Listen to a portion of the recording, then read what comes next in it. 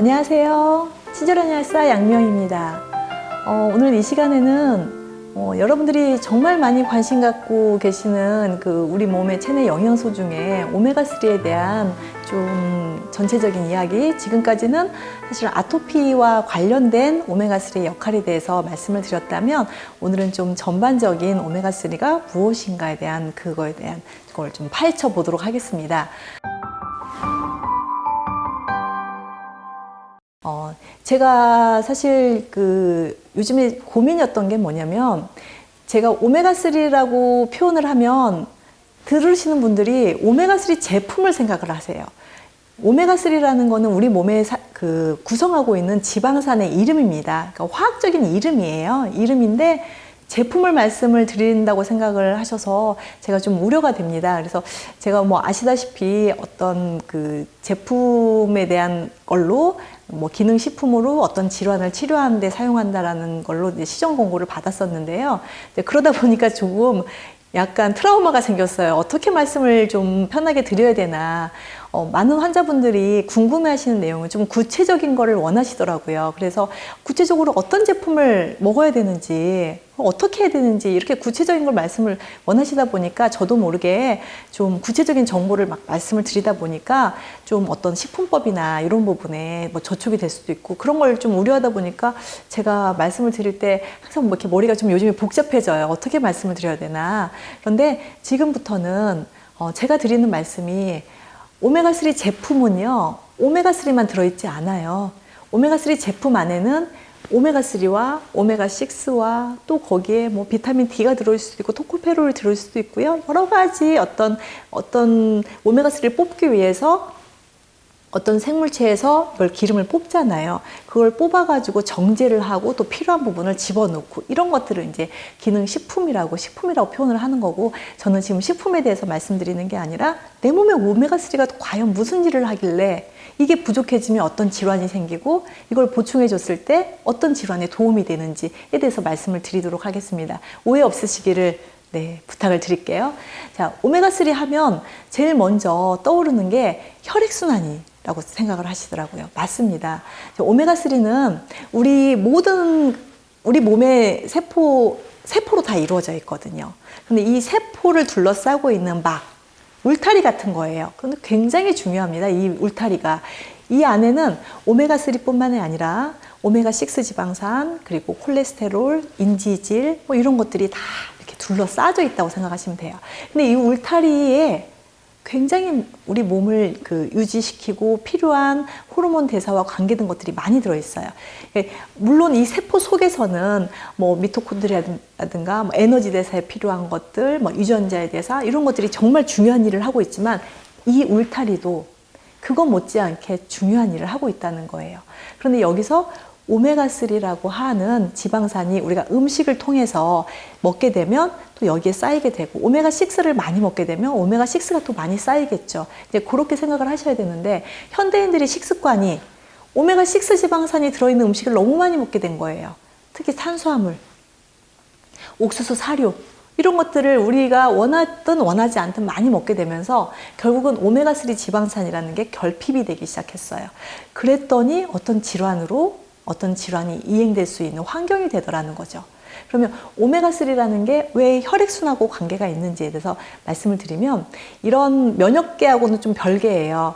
이 오메가3가 충분히 우리 몸에 들어갔을 때 혈액의 질을 굉장히 부드럽게 이렇게 해주는 역할을 하고요. 그리고 세포의 연결이라고 말씀드렸는데, 세포막을 구성하고 있단 말이에요. 오메가3 자체의 물성이요, 굉장히 부드러운 물성을 갖게 합니다. 오메가6도 어느 정도까지는 굉장히 부드러운 거를 유지를 하게 해줘요. 그런데 이게 과잉이 됐을 때는 세포가 두꺼워지고 딱딱해집니다. 그래서 오메가3와 오메가6의 비율이 굉장히 중요하다라고 생각하시면 되시고, 앞서서도 말씀을 드렸다시피 구석기 시대에 아주 옛날로 돌아가면 1대1의 비율이 가장 이상적이지만, 현실적으로 현대인들한테 봤을 때는 오메가6가 4, 오메가3가 1 정도는 돼줘야 최소한 25%, 75% 아닌가요? 20% 하고 40% 정도는, 80% 정도는 돼줘야 이게 그래도 건강한 몸이다라고 표현을 한다는 거죠. 그래서 이 비율이 굉장히 중요한데, 물성이 부드럽게 해주기 때문에 혈관 세포로 봤을 때 혈관이 부드러워지면 어떻게 되겠어요? 당연히 순환이 잘 되겠죠. 그리고 부드러워지면 혈관 안에 있는 물량이 늘어나다 하더라도 이게 이완이 잘 돼서 순환을 잘 시켜서 우리가 원하는 적혈구가 가야 되고, 우리가 원하는 그 혈중에서 돌아다니는 많은 우리 생명 활동을 하고 있는 것들이 뇌에서 발끝까지 잘 이동을 할 수 있겠죠. 잘 이동을 하면 그걸 순환이 잘 된다라고 표현이 되는 거예요. 그래서 그 안에 있는 것들을 막 누가 청소를 하고 이런 개념이 아니라 물성을 좋게 하고, 그리고 혈액의 질을 굉장히 부드럽게 해주는 게 오메가3다. 그래서 이거를 혈액순환제로 알고 계시는 것도 맞습니다. 자, 두 번째는 자가 면역 질환의 염증하고 관련이 있는데요.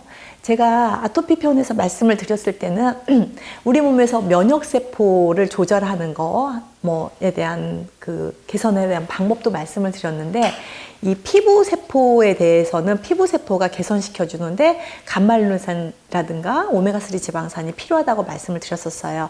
그런데 이거는 물성에만 해당되는 게 아니라 이 자체가 염증 방어를 해주는 역할을 한다는 거죠. 근데 어떻게 염증 방어를 해주냐면요.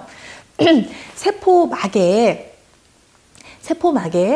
오메가6가 많아지면요, NF-kaphab이라고 하는 굉장히 유명한, 면역학에서는 되게 유명한 물질인데요. 염증을 자꾸 유발시키는 물질이에요. 근데 오메가6가 많아지면 NF-kaphab이가 활성화가 되는 거예요. 근데 이 오메가6가 많아지면 이 활성화된 이 NF-kaphab이를 낮춰주는, 억제시키는 역할을 한다는 거죠. 근데 이 NF-kaphab이가 그 다음에 그러면 이게 활성화되면 어떤 물질이 생기냐면, 좀 어려운 얘기긴 한데 프로스타글란딘이라는 물질이 있어요. 근데 그건 시리즈가 여러 가지가 있어서 염증을 유발하는 것도 있고 염증을 억제시켜주는 것도 있는데요. 이 염증을 유발하는, 오메가6가 많아지면 염증을 유발하는 프로스타글란딘 2 시리즈라든가 이런 물질이 발생이 되고요.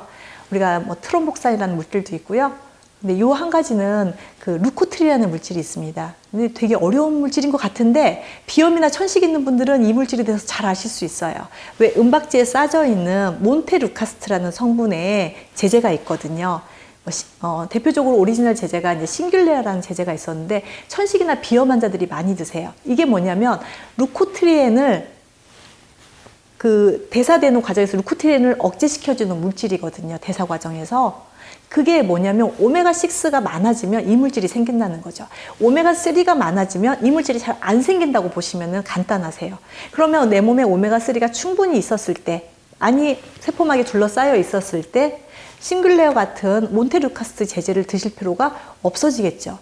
그런 염증이 잘 안 생기는 비염이나 천식, 그다음에 아토피도 다 마찬가지입니다. 그러니까 이런 오메가3라는 지방산이 이런 염증을 유발하는 이런 물질들을 억제시켜주는 효과가 있다는 겁니다.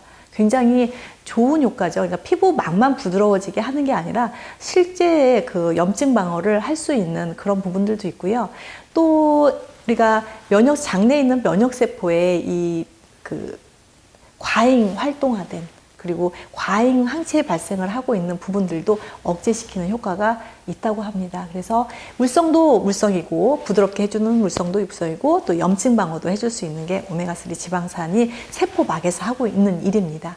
그리고 한 가지 더 재밌는 사실이 최근에 연구 발표가 됐어요. NRF2라는 물질이 있는데요. 이 물질은 뭐냐면은, 이 물질이 우리 몸에서 이렇게 활성화되면요, 항산화 물질들이 내 몸에서 많이 생긴다고 해요. 우리가 항산화 되게 많이 하잖아요. 우리 몸에 그런 산화 물질들이 많이 들어오고 산화적 손상을 받게 되면 또 염증이 유발이 되잖아요. 그래서 우리가 항산화제도 많이 사서 드시는데, 우리 몸에서 NRF2라는 그 물질을 활성화시키는데 오메가3가 작용을 하더라는 게 최근 연구 결과입니다. 자, 이 NRF2를 활성화시키는 이제 여러 가지 물질들이 있어요. 우리가 식품으로 드시는 강황이나 이 커리에 들어있는 컬큐민 아시죠? 이 컬큐민은 지금까지 10대 항산화 물질 이렇게 해서 이제 세계적으로 타임지에 실린 항암 영양소 이런 것들 많이 리스트에 올리잖아요. 컬큐민은 앞으로 제가 봤을 때는 앞으로 불변하지 않는 그런 항암 영양소, 항산화 영양소로 자리를 잡을 거라고 생각합니다. 마늘에 들어있는 물질이라든가 여러 가지가 있죠. 그리고 폴리코사놀, 이런 항산화 물질이 우리 몸에 들어가서 하는 일이 이 우리 몸에 NRF2라는 물질을 활성화시킨다고 해요. 그런데 그런 항산화제 말고도 내 몸에서 자리 잡고 있는 오메가3가 이 NRF2를 활성화시킨다는 연구 결과가, 그래서 항산화 효과까지 있다는 연구가 나와서 너무 반갑더라고요. 되게 신기하고 재밌었거든요. 그래서 우리 몸에 구성하고 있는 물질을 어떤 물질로 둘러싸게 하고 내가 어떤 음식을 먹을 것이냐, 이게 부족했을 때 어떤 식품을 선택해서 드실 것이냐, 이런 것들에 대한 좀 기본적인 그 정보를 드리고자 오늘 영상을 준비했습니다. 좀 지루하셨는지는 모르겠어요. 그런데 우리가 나와 있는 제품의 포커스보다는 내 몸을 먼저 알아야 내 몸에 부족한 영양소를 찾을 수 있고, 그리고 내 몸에 찾을 때 제품 속에서 오메가6가 가득 들어있는 물질을 돈으로 주고 사시진 않을 거 아니에요. 그래서 제품이 중요한 게 아니라 제품 속에 오메가3가 얼마나 충분하게 들어있느냐, 그 순도가 어떤 것이냐, 그리고 중금속에 대한 오염은 없는 것인지, 방사능에 대한 그 오염도는 없는 것인지, 이렇게 좀 깨끗하게 만들어져서 우리 몸에 오메가3를 충분하게 이렇게 도포를 해준다면 우리 몸의 대사에 염증 반응을 가지고 있는 많은 환자분들이 드시고 되게 많이 이렇게 개선 효과를 볼 수 있을 거라고 생각이 듭니다. 그래서 혈압 환자분들한테 혈압 관리하는 데도 도움이 되실 수 있고요. 가장 중요한 거는 사실은 저는 제가 염증 질환을 많이 이렇게 관리해주고 있기 때문에 염증 방어에 도움이 되는 제제라는 그 영양소라는 거를 먼저 오늘 말씀드리고자 이 시간 준비했습니다. 재밌게 보셨는지 모르겠어요. 다음 이 시간에 또 찾아뵙겠습니다. 고맙습니다.